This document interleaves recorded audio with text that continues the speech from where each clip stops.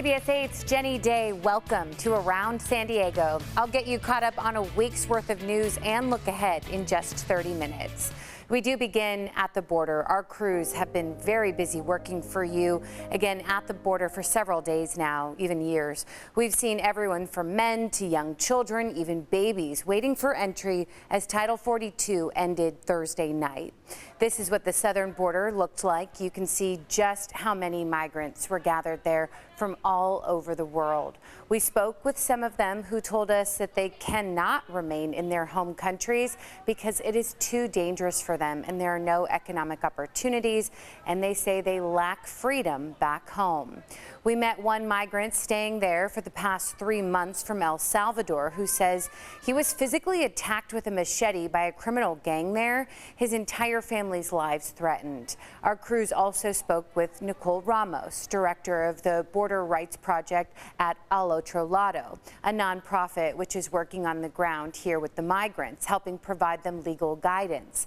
That proper guidance, they say, is so crucial now, as she warned that so many migrants are receiving misinformation.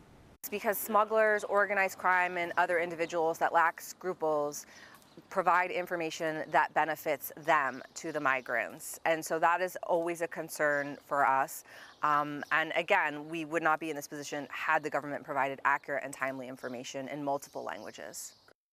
Yeah, some other nonprofits told us that they would be working directly with the migrants in Tijuana, spending days there, fanning out across many of the shelters to help provide assistance and guidance to counter a lot of that misinformation. And a local civil rights group is asking for your help to donate resources or money to help those migrants at the border. Shane Harris from the People's Association of Justice Advocates held a news conference sharing more of the stories from those migrants. Harris says his group is helping people who don't have water or have been sleeping on the ground for days. The reality is that people on the other side of our border are hurting just as much as we're concerned about how bad they'll hurt when they get here. Yeah, if you'd like to donate to the civil rights organization, you can head to pajmovement.org. A lot more Title 42 coverage on CBS8.com. Well, the California Reparations Task Force has approved recommendations on how the state can potentially compensate eligible Black residents and apologize for generations of harm. Last year, the panel defined eligibility as descendants of enslaved or free Black people living in the U.S. prior to the end of the 19th century. The committee did not calculate specific potential payment amounts, but looked at decades of discriminatory policies. Whether it's education, generational wealth, whether it's redlining, an ability to own property, the criminal justice system, how that has impacted us financially, what would that look like? That's what the economists put together for us. Yeah, the final vote in Oakland last weekend follows 2 years of study and 15 public hearings. Next, the task force will deliver its final report to state legislators on July 1st. Well, you may qualify for a $4,000 grant if you are still struggling with the economic fallout from the COVID-19 pandemic.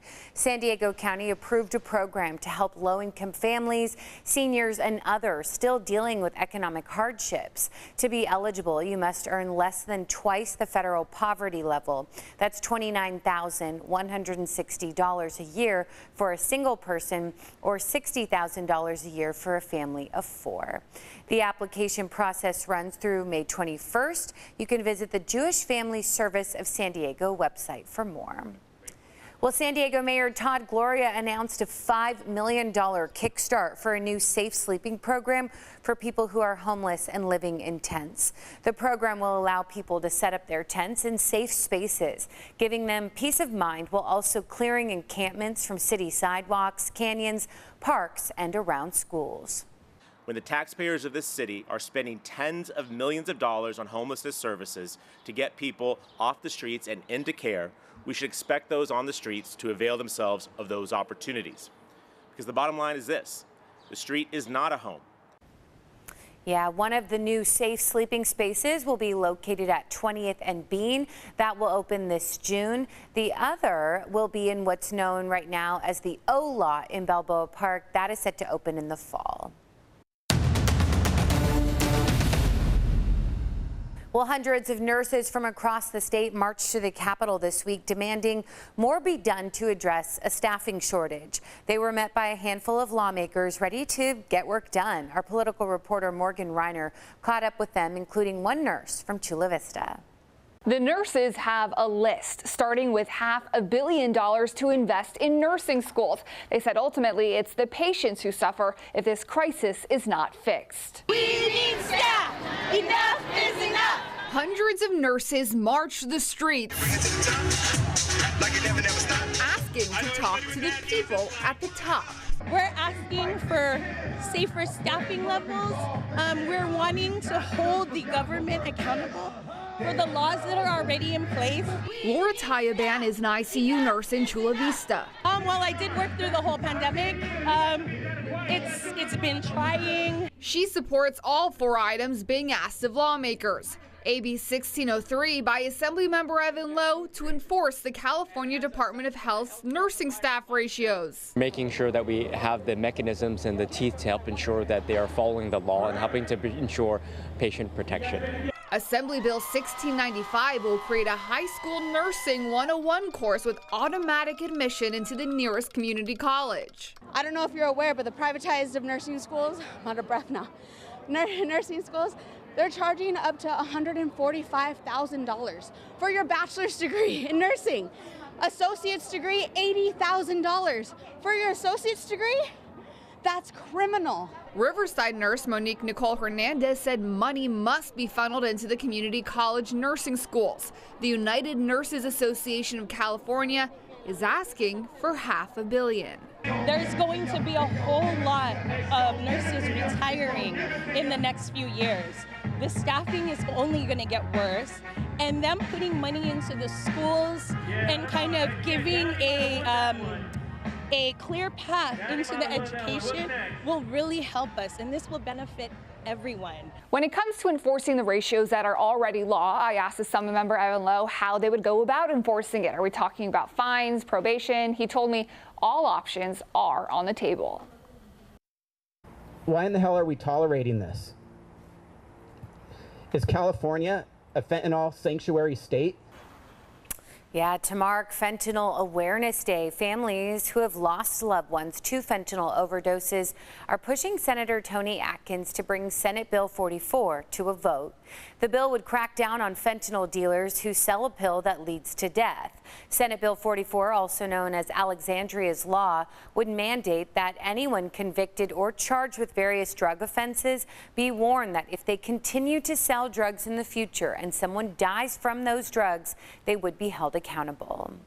And local students got a chance to learn about the dangers of fentanyl with a sobering visit with the man who sees deaths firsthand. CBS 8's Rocio De La Fe was there and has more about what those students took away from this experience. Each student went home with a 2-pack of Narcan and tons of information. They also heard from the county's medical examiner and the DEA about the impact the powerful synthetic opioid can have. It could be anyone. 80 high school students got the chance to learn more about the fentanyl crisis. These are from actual death scenes. Students from San Diego and Mission Hills high schools were able to see firsthand what a lethal amount of fentanyl can look like, how the drug is tested, and even see real people who were affected. This is a very serious situation, and that we should just be aware of it and just look for the signs. I've never seen an overdose before.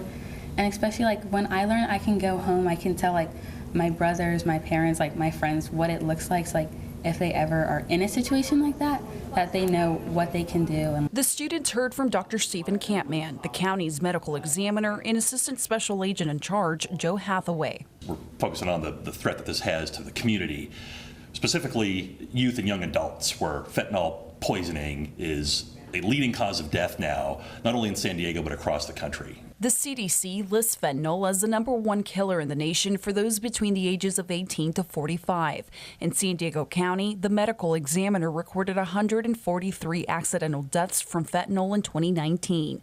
That number more than tripled the following year. And in 2021, it jumped by more than 57% to nearly 800 deaths.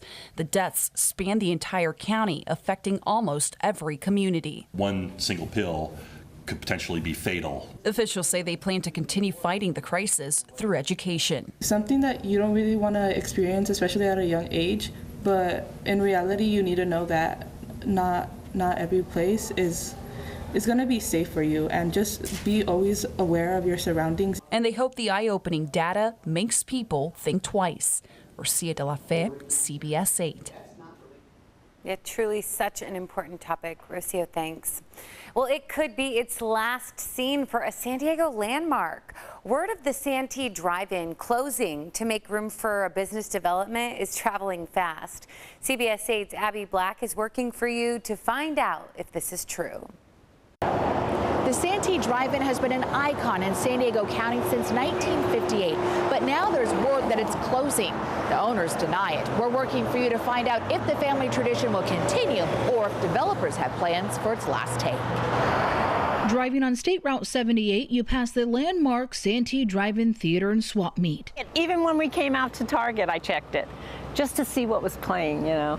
Hope Ferris takes a walk down memory lane. When I was real young, we used to put our blankets and stuff on top of the car and watch. Her grandchildren still enjoy the family-owned big screen from the back of their family truck. But the end may be written for the Santee Drive-In. I'd be kind of disappointed because it's really cool. The plot thickened once we found under the City of Santee's active projects website there's a pending entitlement for a 291,000 square foot industrial building at the drive-in address on North Woodside. Word has traveled that the drive-in and swap meet sold, but on the swap meet website, the owner says, as the owners at the same address doing the same thing our family has done since 1958, it has not been sold. Business as usual. End of story. We called, emailed, and posted on their social media, and still no response. So we went to the City of Santee. Principal planner Michael Coyne confirms Los Angeles developers North Palisade Partners is in escrow to purchase the drive-in theater. Coyne says owners must authorize, and they have, the submitted application to develop the property. The owners make no mention of that on their website. Coyne provided this rendering and says the developer branded the business complex as the Santee Commerce Center, made up of manufacturing, research, development, and office use on the near 13.5 acres. And that's like one of the last things left that these kids can enjoy. We've called this is Abby Black. And emailed all team members listed on the North Palisade Partners website for a comment, and also reached out to their PR team and have not heard back. The city says an environmental analysis and an historic assessment is underway and still needs City Council approval. If it closes, the South Bay Drive-In is the only one of its kind left in the county. Locals hope that they can rewrite the end and save the Santee Theater before it's sold and redeveloped. Those fond memories that these kids will miss out on, so they need to keep it. Working for you in Santee, I'm Abby Black, CBS 8. I guess we'll keep you posted. We'll continue to ask those questions. Abby, thanks. I've definitely been many times. Well, as we continue to work for you, after owners living in a condo complex near the Embarcadero tell us that they are still dealing with the mess from a city sewage backup spill back in January. The city says the wastewater error has been fixed, but owners say the city needs to make it right and pay for those damages. Abby Black once again working for you on how the city is responding to their claims. It happened about noon. In the street, you could see that the sewage was coming up. Sewage had piled up in the 2 floors of the parking garages and storage units, causing major damage. The owners want the city to pay for it. We're working for you on how they're responding to their claims. Dale Godfrey and Nancy Kingman are neighbors at the Park Place condominiums, but they didn't know each other until today. So this is P1. They walked me through the parking garage to show me Nancy's cars that were damaged in a sewage flood in January. Right to the floorboards. Storage units were covered in sewage sludge. And it just exploded. The backup shut down the elevators for a week. One still isn't working. Dale, who's 84 years old, had to climb 28 floors to his condo. And I got up to about 6th floor, and I think I rest a little bit. Dale and Nancy are still tired of dealing with the city who keeps hounding them for more information about the damages. They want to know the age of everything, which is a little bit difficult to pinpoint. They both filed a claim against the city to pay for what was ruined. We figured it was right around $14,000. Dale had family heirlooms and a rare collection in his storage unit. I had a record collection that from the 50s and 60s, 70s. You know, these things you can't replace them. We contacted the spokesperson for the city's Public Works Department. He says a level sensor at the city's Pump Station 2 malfunctioned, resulting in 6 pumps shutting down. Wastewater backed up the system and spilled. The sensors have been replaced and operating normally, but the claims have not been resolved. Well, I just think they ought to be fair about it, that's all. You know, we're not trying to make money off of this thing. The city says it doesn't comment on pending claims, but says of the 45 that were filed, 4 have been tentatively settled and none have been denied. In an email, a spokesperson wrote, in part, since personal property was damaged, city staff has needed to seek additional information from the claimants in order to determine the value of the property to determine a settlement amount. And anything over $7,000 needs internal approval. But I mean, you can't put a dollar value on you know, where your heart is. Working for you in the Embarcadero, I'm Abby Black, CBS 8. 3, 2, 1.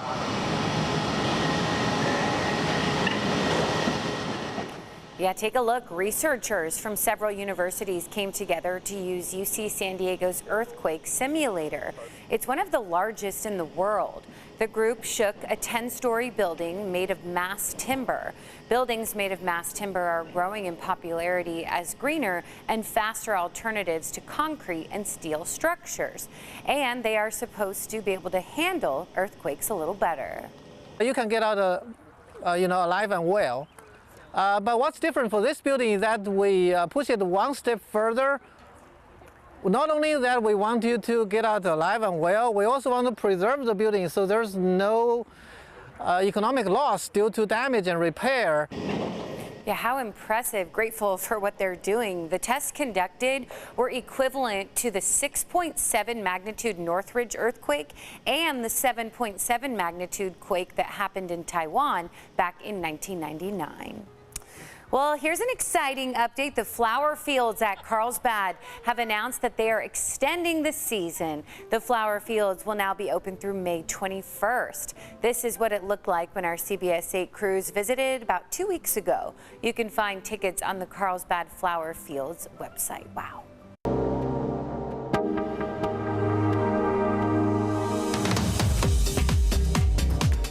Well, California State Parks Week is coming up soon. It's all part of an effort to bring awareness to protecting, exploring, and appreciating natural spaces in our state. Our chief meteorologist, Carlene Chavis, hit the coast and did a little cleaning. Take a look. Mark your calendar, San Diego. It is almost time to celebrate the beauty and the history of our Golden State during the 2nd annual California State Parks Week. Parks are also very diverse, both in terms of the natural and cultural resources that they help to protect, and in terms of the activities and the people that go to enjoy them. I know that California is the most biodiverse state in the United States, and so it's also home to some really unique places. So why not get out and explore, learn more, and appreciate the landscapes of our home? You can celebrate California State Parks Week from June 14th through the 18th. You can thank California State Parks, Save the Redwood League, Parks California, and California State Parks Foundation for this celebration. With 280 state parks, why not visit one of the 15,000 campsites, journey along the thousands of miles of trails, and explore ghost towns and monuments, just to name a few things. But let's not confuse this with National Park Week. This is a newly founded celebration that highlights the Golden State. Coming out of the COVID-19 pandemic, and really, as Californians, we came to fully appreciate how important parks and open spaces are to our collective health and well-being. And so this was an opportunity for us to kind of build on that momentum of increased visitation and continue to get people out to parks. Whether in person or even virtually, the festivities are broken up into themed days. Explore new experiences, nourish your health and well-being, support climate resilience, celebrate community and culture, and care for our shared lands day. Locally, you can sign up for a mindful walk through Torrey Pines State National Reserve. You can also celebrate community and culture in the Old Town San Diego State Historic Park to learn about the Kumeyaay traditions. And if you don't mind getting a little dirty and maybe even a little sandy, you can sign up for a coastal cleanup here at Cardiff State Beach on the Care for Shared Lands Day. If people are looking to travel a bit further outside of San Diego, I know that there are a lot of fun programs all across California, including in the Coast Redwood and Giant Sequoia parks as well. Starting as far south as Big Sur and then over in the Sierra at Calaveras Big Trees. There's just so much going on. For more details, go to castateparksweek.org and choose your adventure, my friends. And if you're drawn to some of the more traditional activities like hiking and camping, or maybe you want to learn about indigenous culture or California history, or maybe you want to go have a quiet moment meditating, or even a party with family and friends, the state parks provide the opportunity to do all of that and to really go out there and find the place and the experience that is meaningful to all of us individually. I love the sound of that, Jessica. For CBS 8, I'm Chief Meteorologist Carlene Chavis.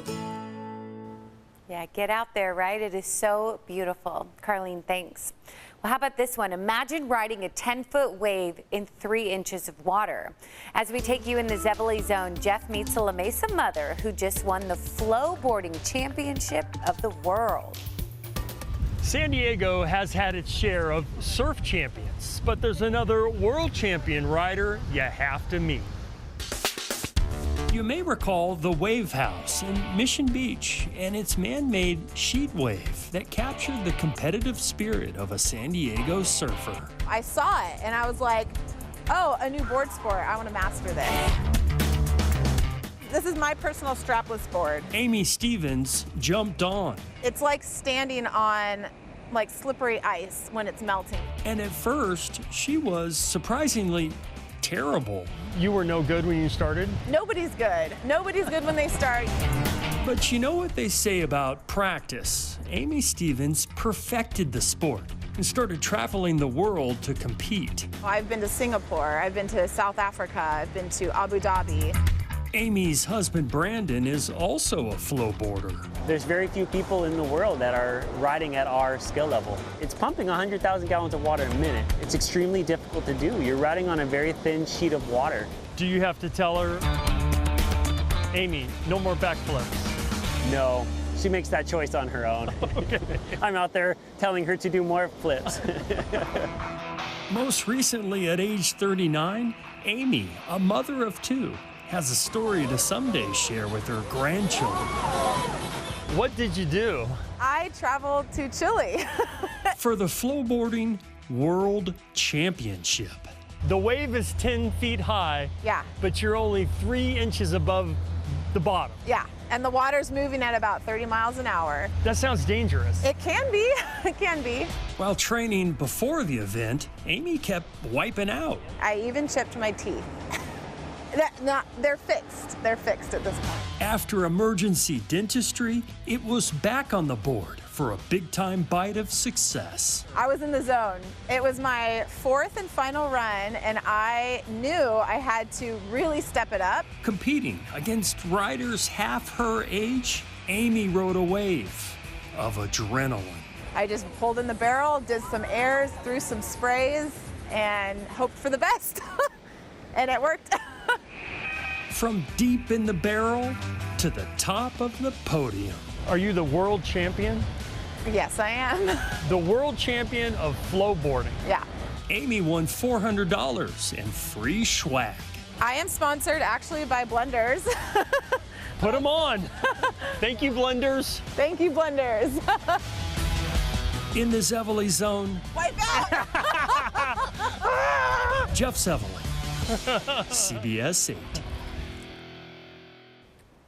That is awesome. It honestly looks so fun. I do a little boogie boarding, so I'm impressed. As we take you in another Zevely Zone, Betty Crocker is a household name, of course, but did you know that she lived in Valley Center? Jeff is stepping back in time and into a very famous kitchen. How is it possible to scour the county for feature stories for 20 years and just now find out about the Betty Crocker house? Marlise and Benjamin Cast Myers are the proud owners of... You are at the historic Betty Crocker estate. You're gonna be blown away. Are you ready? Yes. Here we go. Come on in. In 1941, Agnes White, who was the original Betty Crocker, purchased the property. This is actually Betty Crocker's dress. Agnes White wore this. Marlise and her husband bought the place 5 years ago. Do you live here? I live here. This is my house. Now, do you notice anything missing? A TV. I don't have a TV. But she does have Betty Crocker's gloves, jewelry, This is gonna blow your mind. and purse. Look at that. Agnes White Tizard, the real Betty Crocker. I mean, isn't this phenomenal? When we moved in here, we didn't know all this history. We went to the Historical Society and they said, oh, we have a box for you. Here's Betty Crocker's clothing. She had the first cooking show in the world out of our kitchen. You wanna see it? Yes. Okay, follow me. This is it. This is the kitchen. This is the Betty Crocker kitchen. Marlise bakes with Crocker cookbooks, Here she is in all of her beauty. and she's memorized Betty's recipes and history. This is our house, and it was an old dairy farm. An old farm brought back to life with Come on, buddies. 63 rescued birds. Those are my peacocks.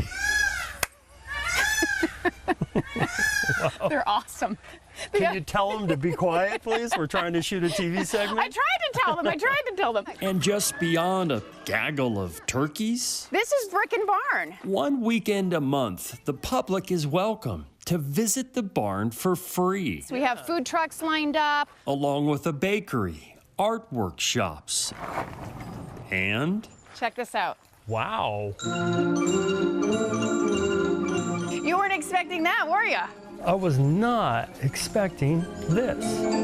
All of this stuff is for sale? All for sale. This would all be kind of European, French influenced. We like to call this section back here the garden room for obvious reasons. Everything looks new when you come each show. This, I think, would be Betty Crocker's favorite area right here, right? The old kitchen. Marlise Cast Myers. Isn't this great? Look at that. Look at this. Look at that. Just might be the new Betty Crocker. Oh, wow. Those are some big shoes to fill. She's already cooking up some new material. Don't let your buns burn. In the Zevely Zone, I don't know what you would say. Jeff Zevely, CBS 8.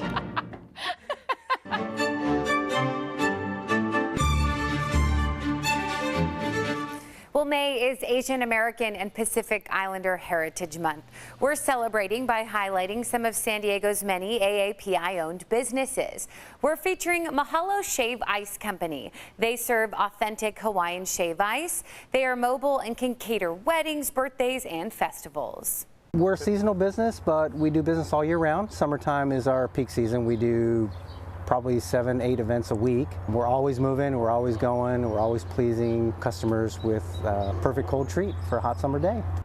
Totally, and you can find them at lovemymahalo.com. Well, we also want to feature Chris Dry Goods. The owner sells her gourmet cake mixes at the Suncoast Farmers Market and tells us why she chooses to sell her products there. I typically like to feature new products here. I'm a local. I grew up also in this area. So it's really important for me to be here in my community and represent. Yeah, you can find Chris Dry Goods at the Suncoast Farmers Market at Veterans Park in Imperial Beach on the third Sunday of every month. Happy to shed some light. Well, some local kids didn't need to skip school to see a concert. The concert came to them. San Diego rock band Switchfoot performed at a local high school to help raise more funds for music programs in San Diego schools. CBS 8's Ariana Cohen attended the show and sat down with the band. The Grammy Award-winning rock band Switchfoot is helping restore music programs in local schools, and students are excited to see them perform.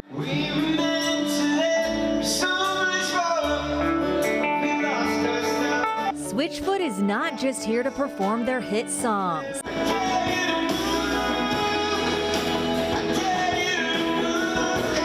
They are here to inspire students at Madison High School. It was so fun being here this morning. Every high school auditorium has the same smell, the same feel.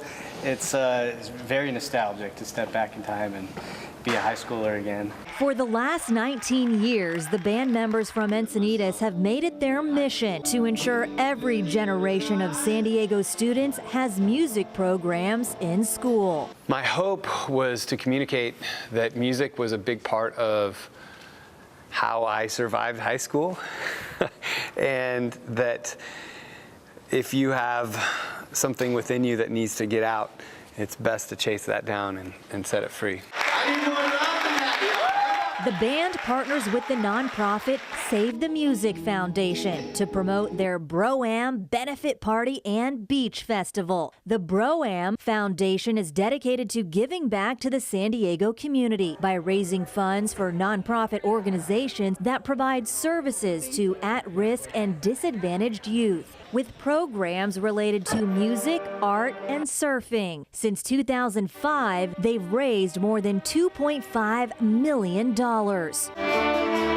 Sophomore Vanessa Limon is in the school's band. She was surprised to see Switchfoot's Tim Foreman use her own instrument on stage. That was really cool and unexpected. Have my bass played by a real band person. She and this small group of students will be performing with Switchfoot at Bro-Am next month. It's definitely important to have programs that help schools raise money. It's really helped our school explore more music and have more opportunity, and we're really grateful for that. Switchfoot will be performing June 17th at Moonlight Beach in Encinitas for their annual Beach Fest to help local kids. Ariana Cohen, CBS 8. That's awesome to see them give back. Ariana, thanks. Well, last but not least, take a look at this. A local Navy veteran is getting a big upgrade to his backyard. Volunteers from the Hope Depot Foundation upgraded and beautified Travis Wyatt's backyard by replacing old sheds, laying down sod, and creating a new patio area with chairs and a fire pit. Wyatt was on board the USS Fitzgerald in 2020 when a blast from another ship threw him into the steel wall of his ship, leaving him with multiple injuries, including a traumatic brain injury and PTSD. This right here would have taken me a long time, but the many hands make light work. And so the changes to the yard are happening so fast, and I'm truly grateful for being part of this. It's awesome. Yeah, the backyard renovation isn't just for Travis to enjoy, but it's for his wife as well, 2 kids, and that sweet service dog. We do want to thank Travis for his service. Well, as always, thank you as well for your time. Thank you for staying informed. Join me each week as I take you around San Diego. For CBS 8, I'm Jenny Day. Take such good care.